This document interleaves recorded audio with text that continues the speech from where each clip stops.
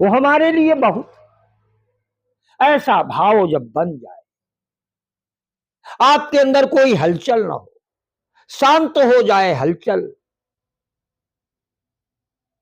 और उसी में जीवन यापन करना, उसी में रहना, प्रसन्न रहना, जब ऐसा स्वभाव बन जाए, आपका अंतःकरण ऐसा हो जाए, तो ये आठवीं भक्ति प्राप्त हो।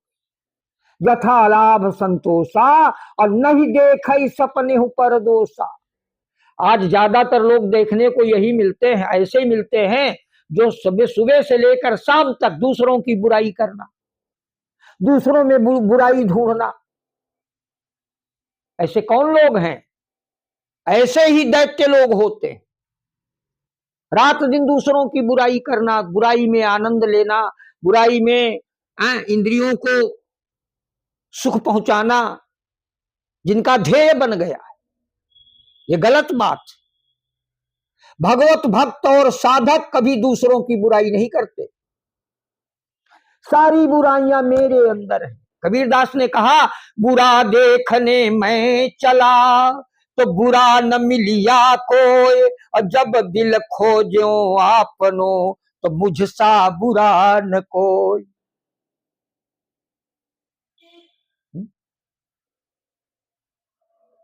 गुण तुम्हार समुझई निज दोषा, गुण तुम्हार समुझई निज दोषा, और जही सब भांति तुम्हार भरोसा। साधक हमेशा अपने अंदर बुराइयों को खोजता है, अपनी बुराइयों का दर्शन। भगवान का बनाया हुआ संसार, उसमें कहीं बुराई है ही नहीं।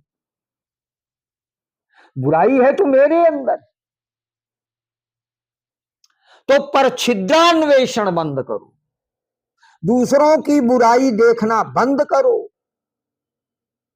नहीं देखई सपने हूं पर दोषा, नवम सरल सब सन छल हीना, मम भरोस ही हर्ष न दीना।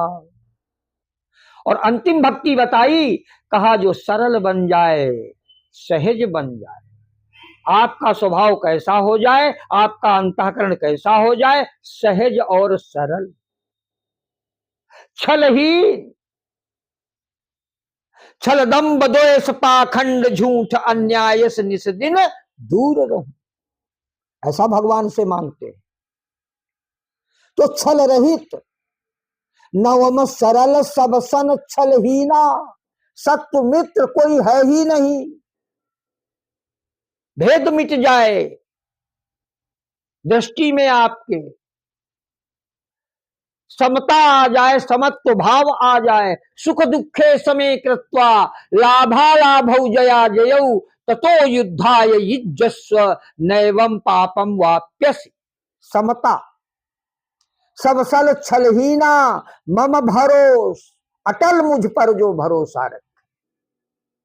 भगवान कहते हैं, मोर दासु कहाई नर आशा, मोर दासु कहाई नर आशा, और करई तो कहऊ कहाँ विश्वासा, करई तो कहऊ कहाँ विश्वासा।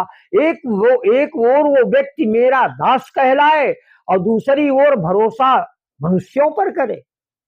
वो मेरा दास कैसे हो सकता है? जो मेरा दास होगा उसको पूर्ण और अटल विश्वास मुझ पर हो। तो जब जो ऐसा करे, ऐसी स्थिति जीव के सामने जब आ जाए, तो 9 प्रकार की भक्ति आपको प्राप्त हो गई भगवत कृपा से। और फिर भक्ति की परिणति कहां होती है, पराकाष्ठा कहां होती है? तो 9 प्रकार की भक्ति जब मनुष्य के अंदर प्राप्त हो जाती है, तो फिर आगे होता है समर्पण अपने इष्ट को।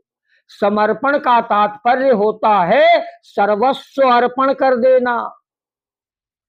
प्रेमास्पद को, अपने प्रेमी को सब कुछ अर्पण कर देना।